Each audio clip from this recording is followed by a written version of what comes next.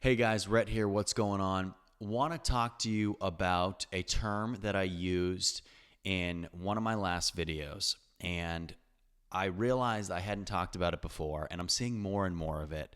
I've seen it for years. I've never had a term for it, and I've just coined the new term, and it's one of my favorites already, the SLUM flipper. Now, let's talk about what that means. So, you're not going to find this word online, or you might, I don't know, but I should trademark it. So a slum flipper is somebody who goes into a property, buys it for cheap, does a terrible, atrocious job on the actual flip, and then tries to sell it for a market price or a top price. If you want to see an example of that, go look at my other video that I posted. And the video has in the thumbnail, it says SLUM flipper right at the top. Okay, I posted it about a week or two ago. Go check that out, and that'll give you a perfect idea of what a slum flipper is. So I wanted to explain that term a little bit because I'm seeing more and more and more of these. Now, what is the importance of me talking about slum flippers? Okay. Slum flippers, guys, are not good people. And let me tell you why. Because they're trying to buy property for cheap, do the absolute minimum, make it look good. A term in this industry that you hear all the time is putting lipstick on a pig. You can put lipstick on a pig, dress it up. Guess what? Still a pig. Okay?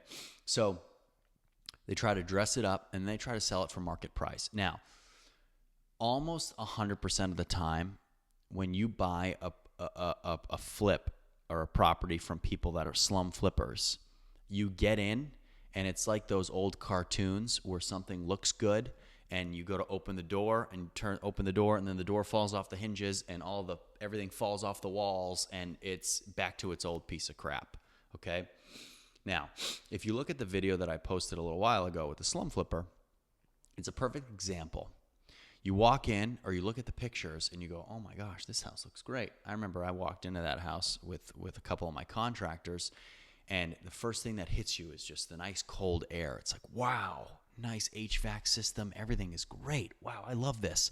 The floors are shiny. It looks good. And then you start walking through.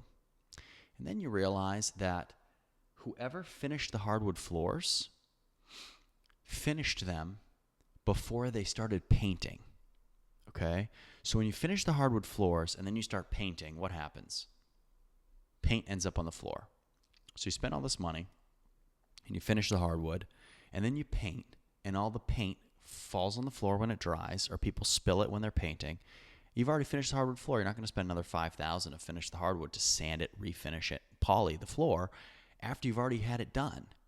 So now we have dried paint everywhere. It looks terrible. You look at the kitchen.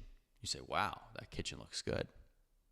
Then you look at it and you step on it and you realize the floor goes like this when you step, and you can just reach in and pull up the planks of the vinyl that they put down. So a lot of these slum flippers, they're making things look good. So the pictures get taken, they put the pictures online, and then out-of-state investors like a lot of you go, wow, that looks great, I'm buying it. They buy it, and then it turns into a house of horrors.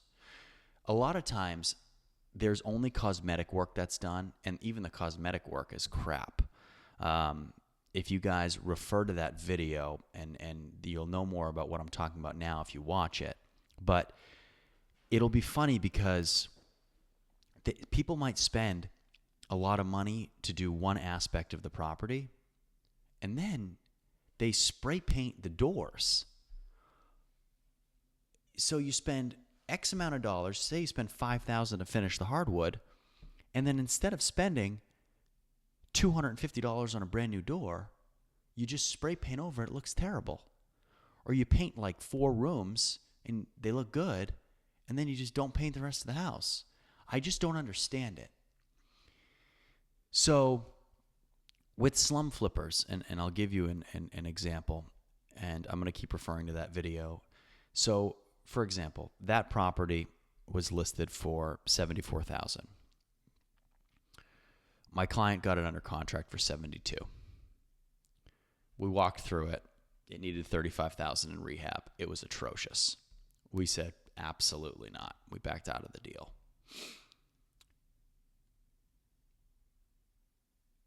These slum flippers don't understand anything about flipping property. They just don't get it. They don't understand the business behind it. They don't understand what they're doing. The people that are doing it don't know what they're doing either. And what it does is it creates a really, really bad atmosphere for people that have honest intentions, like a lot of you. You guys want to get into property.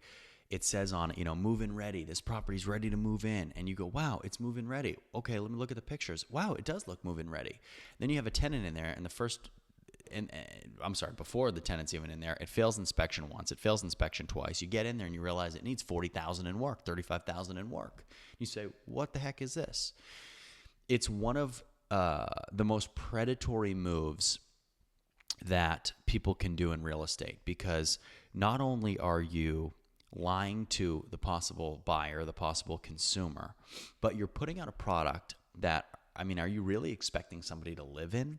You wouldn't live in there for 2 seconds. You walk in there, you just take one step on the floor, and the floor goes down like this because the subfloor is rotted. But instead of doing what you need to do, which is cut out the subfloor, put down new 3/4 inch ply on the floor, attach that to the non-rotted subfloor, and then put your floor down. Instead of doing that, now you're just leaving the rotted subfloor, throwing a bunch of laminate plank or vinyl plank flooring on, snapping it together half-assed, and saying, yeah, it's a new floor. Oh, yeah, until you step on it, or until you're walking through the house with heavy groceries and you step on that same spot, and guess what? You end up in the crawl space. So, guys, it's one of the most important things, and why I'm talking about this, the slum flipper, is they're out there and they're in every single market. I don't care if the market's $1 million market or a $40,000 market, they're out there. And the importance of having somebody that you trust on the ground to go to these properties and make sure that they actually are legitimate and not crap is extremely important. Now, for the property that I'm discussing right now, I looked at the pictures and I said, wow, this thing's awesome. The list price was about $74,000. I told my client to offer, I believe it was 66 or 68, which is 95% of the list price. It gets countered back at 72. We accept only $2,000 under list price. Great, we move forward with it. And thank goodness I went with my contractor. We show up and it's a nightmare. It's a disaster. Holy cow. If we had never gone, my client ends up buying that and ends up with a nightmare, thinking it's a turnkey and we can get it inspected and get a tenant and get it locked in. And now it needs 50% of the home value in rehab, right? $70,000 was the top of the market. Now you're saying I got to put $35,000 in. That doesn't make much sense. So guys, it's important to just do your due diligence. If you are an out-of-state investor, you need to have somebody that you trust, someone who cares more about money. That's one of the reasons why I don't love realtors going that I don't know. Realtors that I trust, realtors that understand business and understand the ability to work with somebody for a long time and are good-natured and honest and reliable and trustworthy. Those are the agents that I use. If you just pick up the phone and call an agent and have them go look at a house for you and you have no references, you don't know anybody in common, maybe they don't work with investors a lot, they go to that same property, they say, yeah, it looks good. And you go, okay, great, thanks. And you buy it. And then guess what? You end up with a nightmare. So it's important to have people on the ground that you trust, having a team that you trust. That way, when you call and say, hey, can you go look at this property for me? And they walk through it and they call you back. They go, yeah, it needs $35,000. It was done by a slum flipper. You can avoid that heartbreak and that extra money out of your pocket that you might not have accounted for up front. Okay, guys, so moral of the story, avoid slum flippers. Don't be one. And leave your questions and comments below. See you next time.